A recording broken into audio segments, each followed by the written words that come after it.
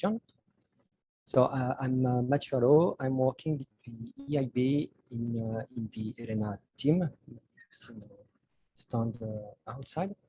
I will start with a few words on ELENA as an introduction. So ELENA is a technical assistance facility set up by the European Commission and EIB in 2009. And it's technical assistance for preparation of investment project. Since then, we supported quite a lot of projects. So 142 projects with total grant of 156 million euros, which generated investment of a little more than 8 billion euros. So a lot of projects. And actually, I'm here today to present a project from Inddheat. So let me introduce you first, Alex Moreno, who is the project manager at the city of Aalborg, and so who the city of Aalborg is the applicants to ELENA. And one of the beneficiaries of the project, so the district heating company of Brønderslev, represented by its CEO, Dr. Mergard here. So this project back in 2017, we had actually 2 district heating projects from Netherlands, pretty similar. One was called Refer CDR, so from the central Denmark region. And a little bit later started Inddheat project, both with really the same objective, which was very wise at the time, not obvious, which was to move away from gas, because district heating in Netherlands is pretty highly based on gas, and they already have good insight of what was coming up, and so we switched to gas.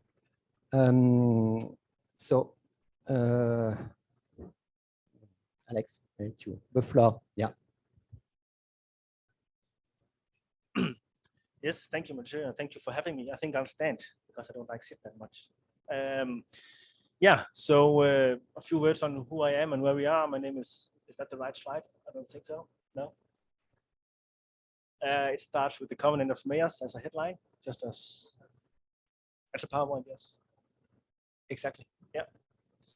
So as Mathieu already said, I'm with the city of Aalborg in North Denmark. For those of you who don't know where that is or what district heating is, I'll get back to that in a minute. But this nice drawing here, I talked together with Torkild about showing. This is actually from a web page which we used in Denmark for educating school children in how and what district heating is. So district heating could also be district cooling. It needs a power central, it needs some houses, and it needs a place to distribute the heat or the cold water. In Denmark, we have a lot of district heating. I have a few facts about that on a later slide, but this is just to set the scene on what district heating is. District heating in Denmark is something that we're quite good at. I think we are the leading country in the world. So 65% of all houses in Denmark are heated or cooled by district heating or connected to the grid. Some cities, especially in the larger cities, it's 100%. In the city of Aalborg, it's only around 80%. We have a quite large rural area as well. So that's an area where we can't really have district heating because there needs to be a certain amount of customers before the district heating system actually makes sense. Another thing that we're quite fond of in Denmark is that 72% is coming from renewables, which is quite good. We have a lot of wind in Denmark. We also have a lot of biomass, which are the main, what can you say, ingredients into the district heating system. Another thing is that, as you can see, 410,000 households still depends on gas. Right now, at the moment, like the same here in Brussels, as in your country as well, I guess, the prices on gas has increased tremendously. So they are suffering right now very much. Indeed, actually, some people has been forced to leave their home because of the gas prices has increased so much. So this has, what can you say, pushed forward the green transition and the dependency from Russian gas, not only in Denmark, but also all over Europe. To the right, you can see that the energy mix that we have in Denmark at the moment is waste and biomass and wind and solar, but we also still have something on natural gas, and a few of them still runs on oil. We'll have a more detailed presentation from Torkel in a while, because he knows a bit more about the technical setup. And the second to last fact, which I actually had to double check, that we have in Denmark 60,000 kilometers of pipes already in the ground. Denmark is very small, only 400 kilometers from north to the south and 400 kilometers from east to west. So this is a lot. But we've been doing it for 30 years, so we're quite good at it. And the last one is also very important, which is how the setup is in Denmark, the district heating law, meaning that even though the district heating companies are driven as a private company, all the turnover, all the profits that they make has to be invested in renewable energy, lowering the price for the consumers, or converted to even more renewable energy to the system. But this is very important to understand that in Denmark, that the district heating companies are not there to make money, and if they do, it has to be reinvested into the system or to the benefit of the consumers. So Denmark, as I said before, very, very small. Denmark even more smaller than the rest of Denmark. We're quite remote, only 600,000 people. So that's like a suburb to Brussels or something like that. Largest city is Aalborg, only 130,000 people, so we are relatively small. Large rural area, but a lot of local district heating companies like Torkel is represented here. So we have a lot of small, decentralized power plants that actually produce heat and electricity. So this is just to inform you a bit about where we are and what we do. So the Inddheat project. It's a very long name. You can read it for yourself. But this is just some main headlines of some of the things that we achieved. As you can see, 2.8 million euros in grant, which is a relatively low amount. And out of those 2.8 million, 90% of those that amount were given to consultants. So, for example, like a company like Torkel could get some funds for doing analysis or reports on how to go through the green transition and do some calculations on which sort of, what can you say, energy mix makes most sense based on what is the local challenges, you can say. As Mathieu also mentioned before, the ELENA project, the ELENA funds are also about gearing, so meaning that we need to make sure that the money invested is multiplied.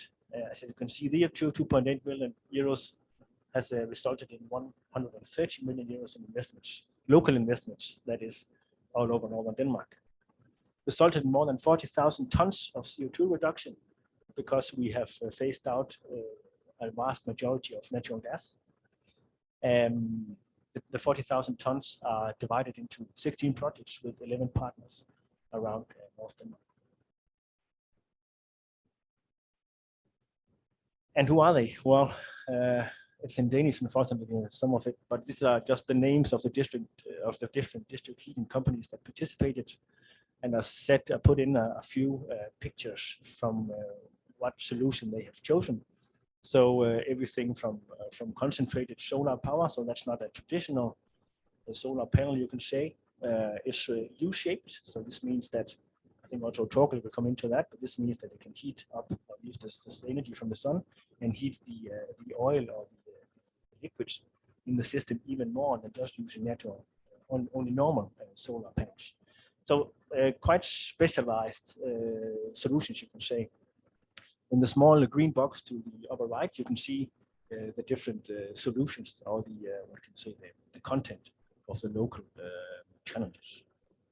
So a good spread all over northern Denmark, and we're quite proud of that. We actually could collect or gather so many different challenges, and actually also making sure that all the partners could benefit from it. The geography in North Denmark is, as I said before, Aalborg is the main city, but besides that, we have relatively small cities. No one is more than 25,000 besides Aalborg, so it's relatively small, but the business case is very good because they have been able to make some investments that has lower the price for the consumers. But probably we'll get more into that when we see time. Another thing that is also very important to mention here is that the challenge that each company or each district heating company they had to be local, of course. So as you can see here, the money was not only spent on, for example, expanding a district heating network. It could also be focusing on how a local company in a small town, how could that utility company benefit from having a heat pump, or should they make a master plan like Torkild did? Should they invest in a transmission grid, or what should they do? So the master plan, or the, what can you say, the mapping of the local challenges is also something that is very important to highlight here. So district heating is a lot of things, not only heating and cooling. There are a lot of steps before you start digging the pipes into the ground. There are a lot of preparation. Also, more than 500 local jobs were created in the phase, which is also quite good. Again, you have to remember that we are relatively small region. And this picture here is something that Torkild likes very much because that's where he worked. And I'm not sure if you can see that on the picture really, but you can see the solar, not panels, but the concentrated solar power plants just beside the building. As I said, they're U-shaped. So what Torkild can do is that he can actually turn the U-shaped panels so that it follows the sun throughout the day, whereas a solar panel would normally just, point south and then that's it.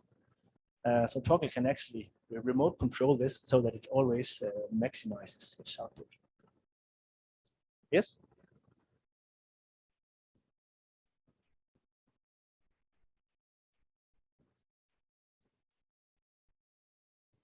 This is concentrated. Yeah, this is concentrated solar power panels. Yeah.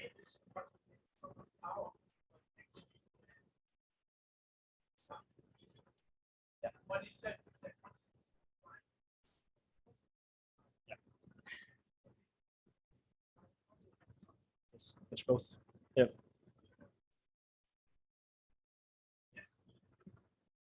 Exactly. They can do both. That's also. I'm sorry for me not mentioning that earlier. It's a very relevant question. And a lot of the district heating companies in Denmark are doing both, so producing both heat and electricity because they can, and they have the infrastructure to do it, and that also, the amount of money they can make on selling gas can also help them reduce the price for the consumers. So yes, sorry for not mentioning that. Thank you, John. Yeah, a lot of a few other results that are worth mentioning here is of course with a lot of help from Mathieu. Thank you for that. District cooling has been seen as a new potential business area as well. That's mainly relevant in Aalborg at the moment, but it might be relevant in other cities in the future as well. In Aalborg, we have a large cement factory that has a natural lake right next to it, and that lake is always cold because they use white chalk, which are the main ingredient, limestone, which is the main ingredient for producing white cement. So that water is always around 8 degrees. And the utility company in Aalborg said, well, there must be some companies who also need to be cool. So we are building a new hospital at the moment, almost 1 billion euros in investment there, and they need a lot of cooling for the servers, for the air conditioning and so on. And they made a symbiosis with that factory. They are using the natural cold water because it's already there. So they didn't need to use energy to cool the water because it's already there. So we were allowed to have that, even though the idea was with district heating that it should be on the project should be on district heating, but we were allowed to change that scope as well because it's a huge potential business area. And actually, they already have today 3 or 4 major locations that are already attached to the district cooling grid, and one of them is the IKEA warehouse. Yes, second to last slide from my side, district heating in the future. As you can see, we have a lot of symbiosis mindset or approach when we do these things in Denmark. So you can see the cement factory there to the bottom left. They support the city of Aalborg with around 25-28% of the heat that we need. This is surplus heat from the production. Then we have in the middle the incineration plant, which is where, unfortunately, some might say we burn the waste that we can't reuse. Not that good, but at least it generates 25% of the heat required in the city. Biogas, Denmark is an agricultural country. One of the, I think it's around 70% of all land in Denmark is agricultural. This is not too good either, but that means that we had a lot of biogas. So we're looking very much into biogas, and as you can see, up to 30 new plants are expected in the coming years. Power-to-X projects is also something that is relatively new. This means that when we have a surplus, for example, of electricity coming from turbines, wind turbines, which we also have a lot of in Denmark, we can use that, convert it into X. We don't know what that is yet. It could be green hydrogen, it could be methanol, it could be ammonia, it could be hydrogen, it could be whatever. But a lot of ports are actually looking into that area now. And they have, again, the symbiosis mindset, meaning that we can connect the Power-to-X facilities into the grid so that we have even more sources that we can get our heat and electricity from and get rid of the gas from Eastern Europe. Also, CCUS, it's no surprise that the cement factory to the bottom left, they produce quite a lot. It actually produces that much, so much that the region of North Denmark is able to be part of the Just Transition Fund in Europe. So we are among the 100 most polluted regions in Europe because of that one single factor. So that will be focus on how we can capture the CO2 and use that into something else. This is also some of the Power-to-X projects.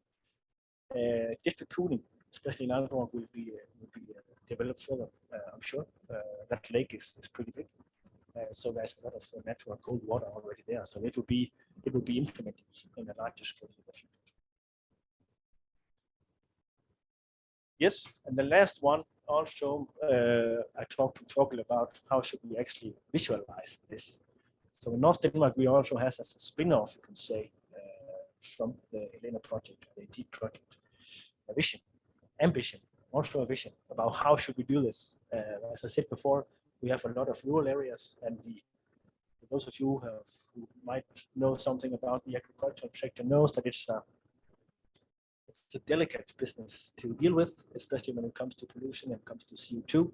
But we still need to get them on board as well, the farmers, to have, what can we say, they have a responsibility as well, and they need to know that they should do something in order to make sure that we actually achieve our 2030 goals. These are some of the ideas that we have in North Denmark that will be implemented in the next 5 to 8 years. Energy efficiency is, of course, very important, which Torkel also will mention in a few minutes. And then again, as I said before, the approach or the symbiosis mindset that we have in Denmark, we have a very large amount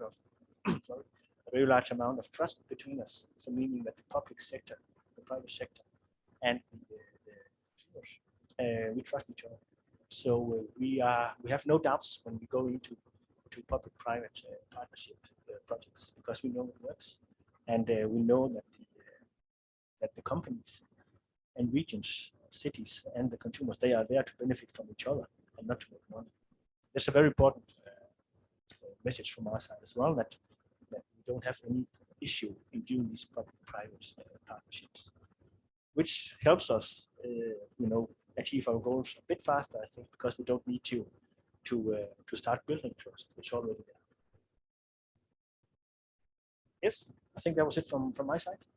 Thank you, Alex. So we will take question after from the audience. Just maybe as a quick question on maybe as a transition to Torkel. You mentioned a lot of benefits, which are, of course, the main purpose of ELENA in terms of investment in technology and so on. What can you say maybe on something which is less non-material benefits from the ELENA project, from the Inddheat project? Well, I would say that that's the thing we can't measure. So the fact that we have established a lasting network after the project ended, where, for example, Torkel is still there, it's called Flex Energy. And the members of that network are consumers and consultants, and also district heating companies. and they want to do something more.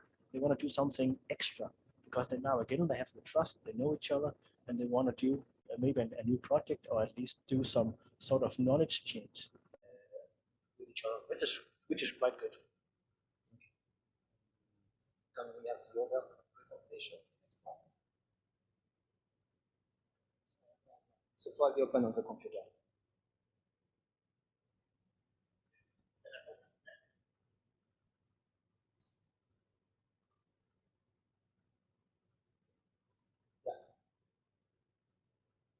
Yes, this one. Thank you. Normally, I don't brag, but in these days, I'm a very, very popular man in my local municipality because when we went into this year, we lowered the price, and almost everybody, they increased the prices for the district heating. And the budget for the next year, we have just decided it will increase, but only with 2%. So the citizens of Brønderslev, they are very, very proud of our company and the service with a stable price for the district heat. And we didn't come to that in the sleeping mode. Also before this Inddheat project started, we have on the production side decided a new strategy. We want to get rid of natural gas, which at that time was the practically the only source of energy for district heating and combined with power generation also. We want to have a more flexible concept, and it should also be more sustainable. So we used to see that some years ago we were 90% fossil and 10% green.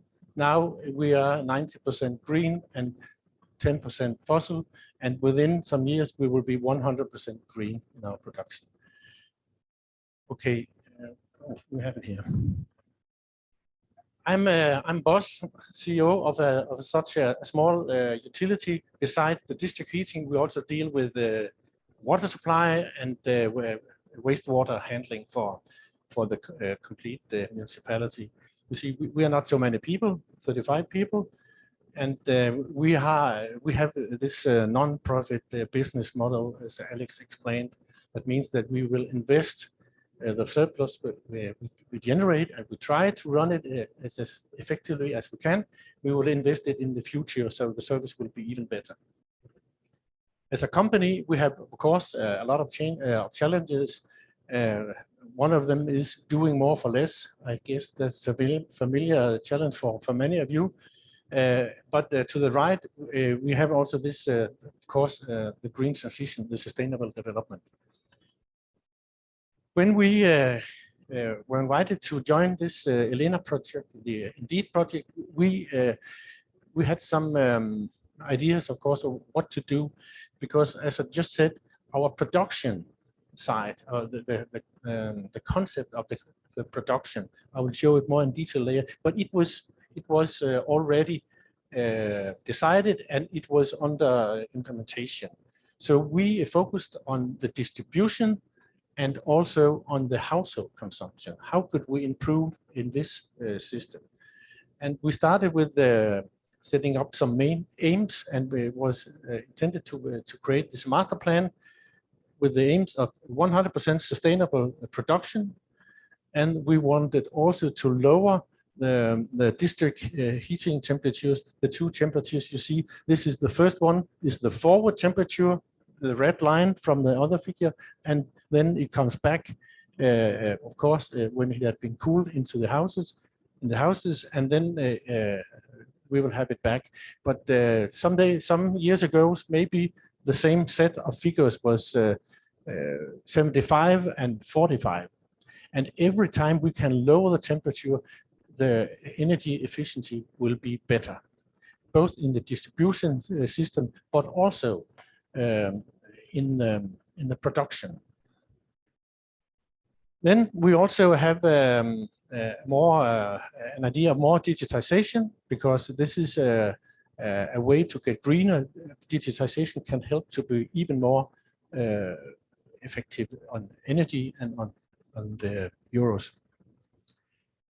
We would also like to go a little step forward. Today, I missed the word, but the border between us and the consumers is at the wall. But inside the wall, there is a unit with which convert the heat, the exchanger. Yeah, yes. And with the new technology, we can also manage this, so it will be more effective in the house. This is still an aim, but we are working at that. So we want to have also more savings in the distribution network, and when we have savings in energy, we can also have savings in water losses. Because if you have a pipe that is bursted or just will have losses, you will lose both water and energy, of course. If we turn to the big picture, in 2014, we installed remote readable heat meters at all customers. So today, 24 times a day, we will have a new reading from these meters. And it goes without saying that all those data can be used for optimization.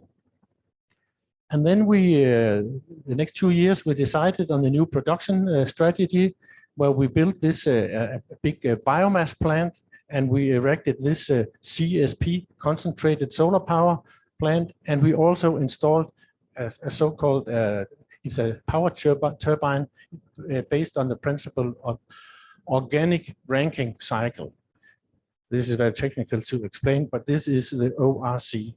So we also produce power. Yes, and then we started to focus on the consumers, because some of the consumers, they have some installation which functioned very, very badly. They didn't maybe not even cool the water more than 2 to 5 degrees, and we want them to cool it 30 degrees to be more efficient. So we started contacting all the consumers with the bad cooling, so to speak. And then we entered the Inddheat project, and we made this master plan where we still focused how can we optimize the production and lower the temperatures. How could the future distribution system be optimized, and how can we invest in it and divide it into sections so we could better monitor it. And we started, we have been, of course, renovating on a running basis the pipes, but in the Inddheat project, we boosted the investments for 3 years. And this last big thing, very important thing, we started also to concentrate on how can we be sure that we could get the consumers onboarded on this journey towards more sustainability, because we need the behavior of some of the consumers to change. So we have changed our billing model. In that way, we started lowering the overall price, but then we put a little penalty on the consumers that cool very bad. So the bad coolers have to pay a little more, and all the other, they can have it a little cheaper. This was our model. And then after this Inddheat project, it helped us to be invited into another project, not funded by the EU, but by the Danish Innovation Fund. Very big project with big partners from the industry and the university sector. And of course, this will continue. We will never get to the end. This is an overview at the front. You see, this plant was built for 30 years ago. It was in the building. I don't know if it's working this now, but the building, we have 7 very big gas-fired engines that can produce heat and power. At the background, you can just see a new building under construction between the chimney stacks. And you can see the solar field to the left. I think I will skip that, but the red ones marks the new units we have.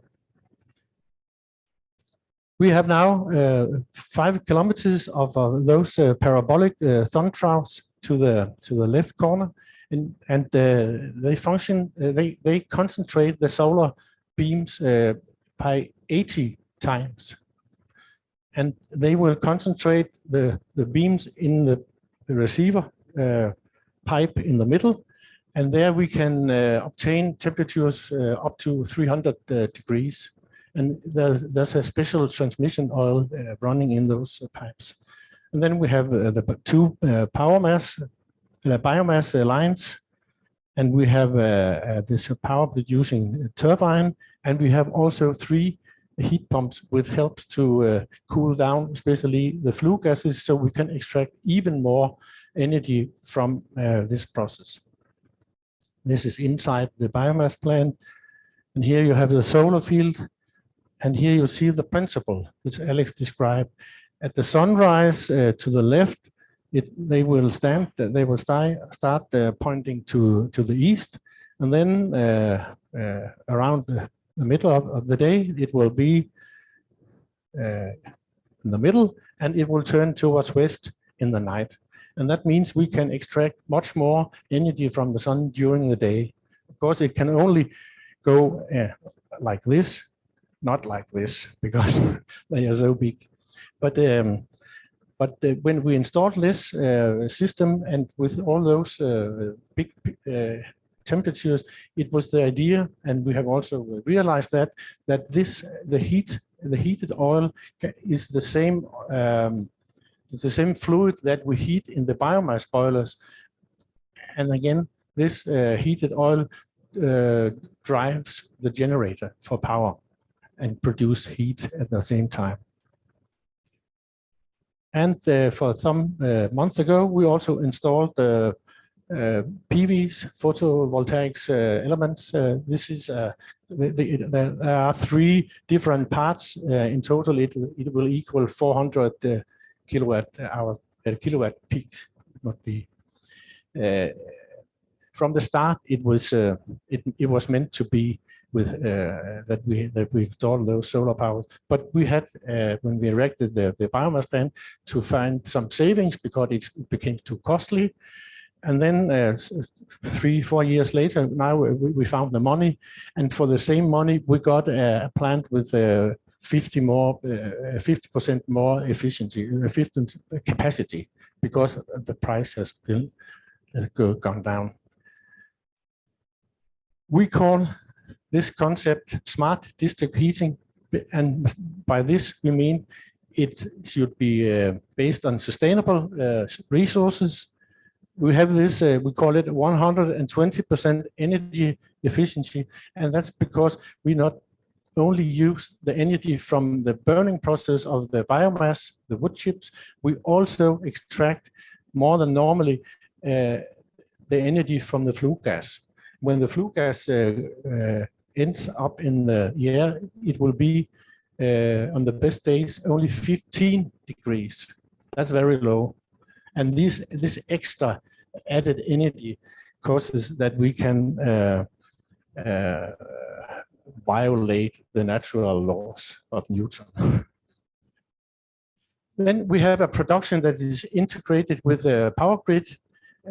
We here at here and the old system, we produce a lot of power, but we also have an electrical boiler, a 20 megawatt boiler. So when we have surplus energy from all the wind turbines in the area, and even down to the northern of Jutland, northern of Germany, then we can take surplus power out of the grid and get paid for it.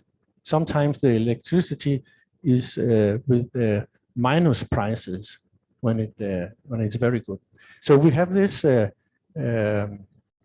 interaction with the power sector, and we have the smart meters where we can monitor the consumption and especially the leakage, and we can know a lot more about the cooling in the network and into the households, and we can optimize on that the forward and the return temperatures.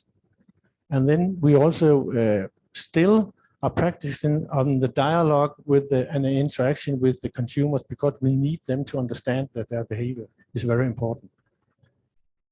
And then the final step, which we are in the middle of right now, that this is the principle. You have the production and the distribution and the house, but now we try to add more digitization on this system. So we can optimize still the production and the distribution and what happens in at the consumers.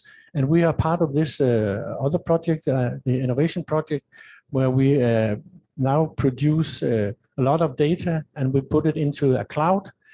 And our suppliers from the private sector or universities or other, they can get access to our data, and they can improve their own software system on the basis of those data, so we can have a mutual benefit out of this.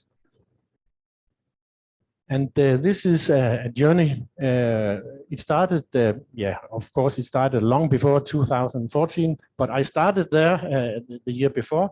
But this journey will continue, of course. And I have just indicated that in the last three dots there, we have some substantial input for being part of this ELENA project.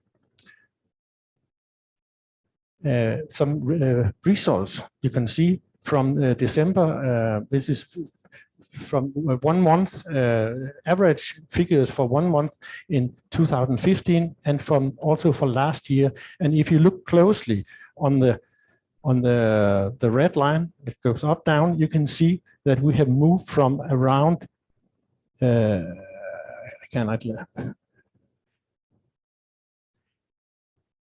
can see the swarm has gone from here to the other side of the rod line. This is the picture that we have lowered the temperature in the forward. We also want, we are not satisfied with that, so we want to continue this journey to make this swarm more concentrated, about 60 degrees forward and 30 degrees return. This is old knowledge, but the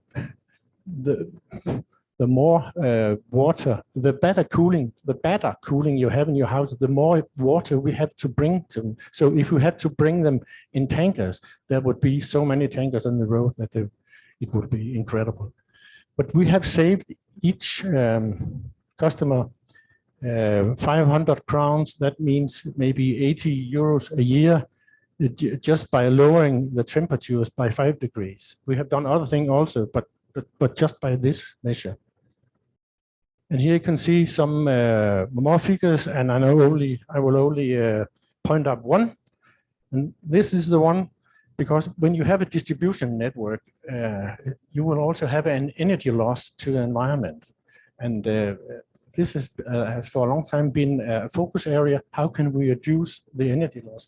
And since 2015, where it peaked, it was almost 27% of the energy that we produced that was lost in the distribution network. Now we are around 19. So we have improved with 1 percentage point every year since. And we are proud of that. There's a theoretical minimum of this, and it will be around 14, 15 degrees percent. It's not possible to avoid, but every time we can save energy, this is very important. And this is was also one of the main aim for us in the Inddheat project. Yes, this is the concept. We have some input. Sun energy, biomass, natural gas still, and we also have the surplus power, and we have a little surplus heat from a local company. Not that much, but we would like to enlarge it, but we need more companies with the exact heat. On the output side, we have district heating, we have power, gray, and we have a residual of fertilizer, because the ashes from the burning of the wood chips, it's so clean that we are allowed to use it as fertilizer on agricultural area again. There will be no heavy metals in this. Of course, it is analyzed regularly. And then we also have an ambition, if it was possible, to do some cooling. But maybe I have to admit that this little town is too little for doing this in a profitable manner. Yes, thank you.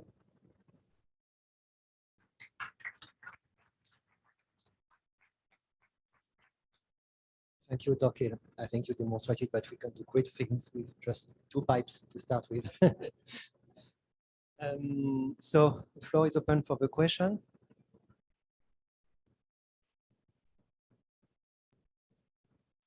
Yeah, I would follow up on the question from before. I wanted to understand, so the solar field that you showed with the concentrated solar panels, is that like what percentage of the energy which is harvested from there is directed to heat, so to the district heating network, and what percentage goes into electricity production? Or did you mean that other installations, solar installations, produce electricity? Because yeah, I wanted to understand better that. On an annual basis, this the solar plant produces maybe 12% of the energy needed. And then when we create a combined heated power, then for every 100 units, 20 of them will be power and 80 will be district heating. So only a small fraction of the sun will actually go into power, but it can. Yeah.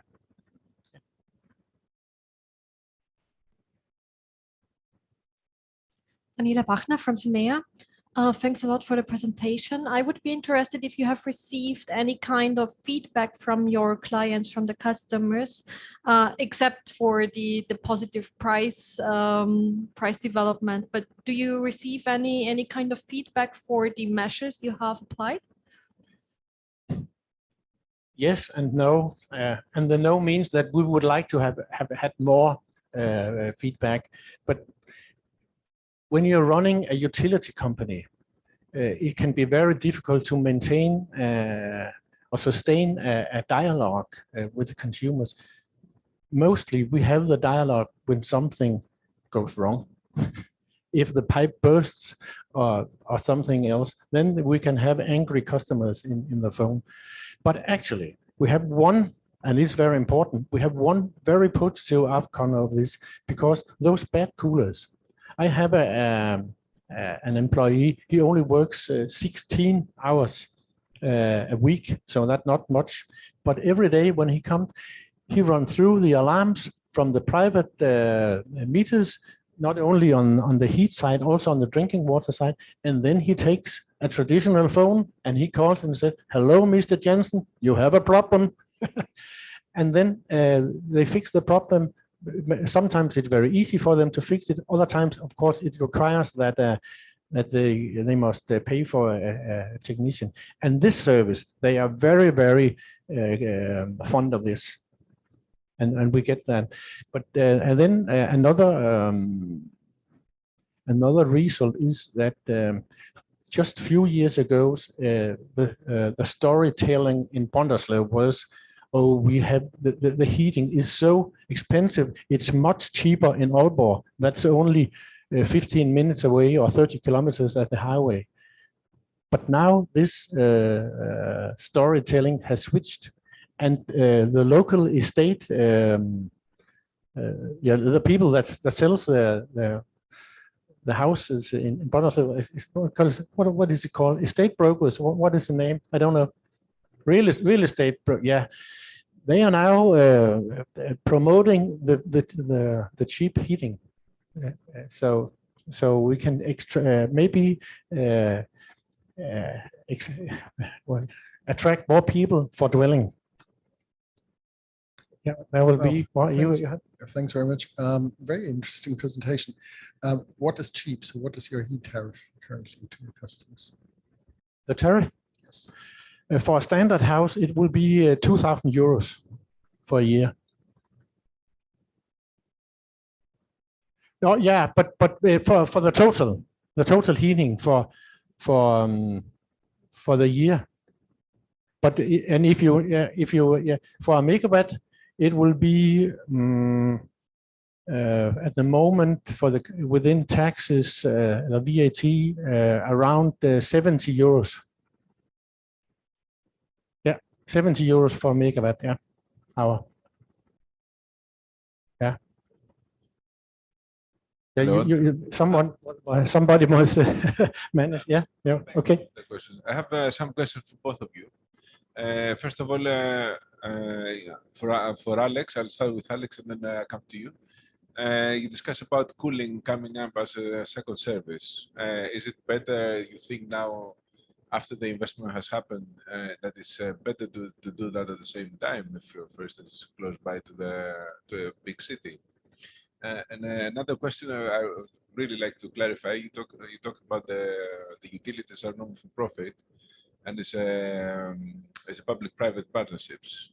How the private profits out of this? That's the two questions, and I would like to do one question, and I'm off the mic.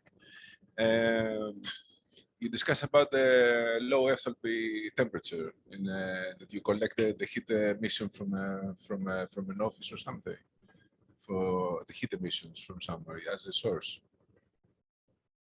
You discussed that at the end of your presentation. You discussed that you collect the heat emission from an office. This is a low heat energy. How do you bring it up to the? Do you collect it somewhere, or it goes through the system? Thank you very much. I can take that further. This plant, we get it directly because I guess it's around the 60 degrees, so we take it directly into the grid, the surplus. No, we don't need to boost that. Yeah, we also starting with the district cooling. You asked why not do that at the same time with the project? Was that beneficial? Yeah, well, that was one of the things that the utility company in Aalborg, they were, that was part of their master plan. So what was the return on the investment? Was that actually some clients or some customers who wanted to buy because the water was already there? And also because the energy system in Aalborg is already connected with the cement factory.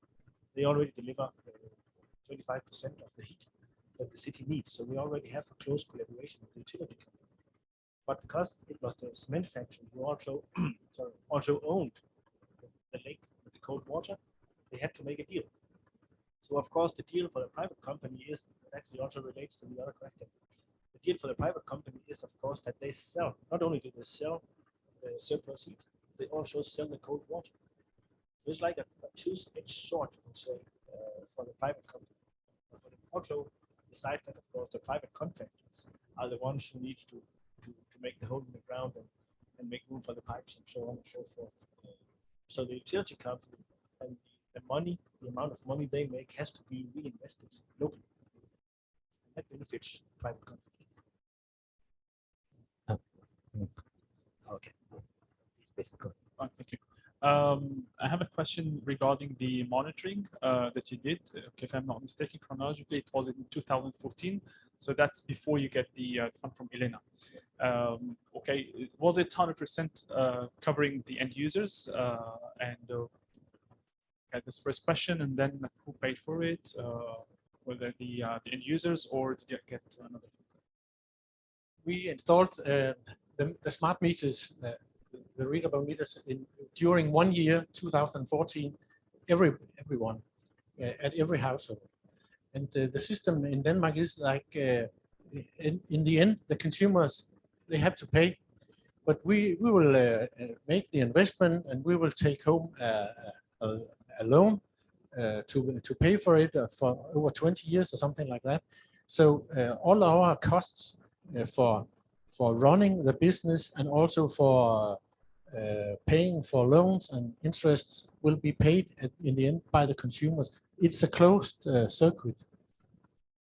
So of course we have to calculate a long-term rate before we know what's profitable. also for the consumers.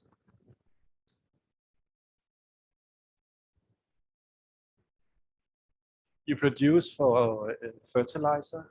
Can that also be used for organic farming? That's a good question. I don't know, but I think they can, because they come from the the forest industry, where they produce wood for furnitures and floors and everything. Then there will be this spill product, branches and tops of the trees and maybe damaged trees, and they will be converted into wood chips. And I don't know about the forest industry, how much they use of normal fertilizers. So I cannot answer that. Thank you. Maybe one last question. Okay, two last questions. Yeah, you mentioned in one moment of your presentation that once finally you got financing to go on with the project. So I would like to know maybe which were the barriers that you found to get this financing. For the ELENA project, but I guess there wasn't not so many barriers. We saw it as a splendid idea because we got a very high degree of support for the master for those technicians that help us with the master planning. I guess the ELENA project paid 89% of the bill. 90%. Yeah, something like that. So we got a very thorough consultancy for very cheap money, and we actually needed a more strategic approach to the renovation plan and the future, how to invest in the most efficient way. The investment budget, yeah, this is our own. Again, the customers must pay, but as long as we can renovate old pipes that are not very efficient, and then we could also at the same time point out where in the city it was most convenient to invest. This is what the benefit of the master plan.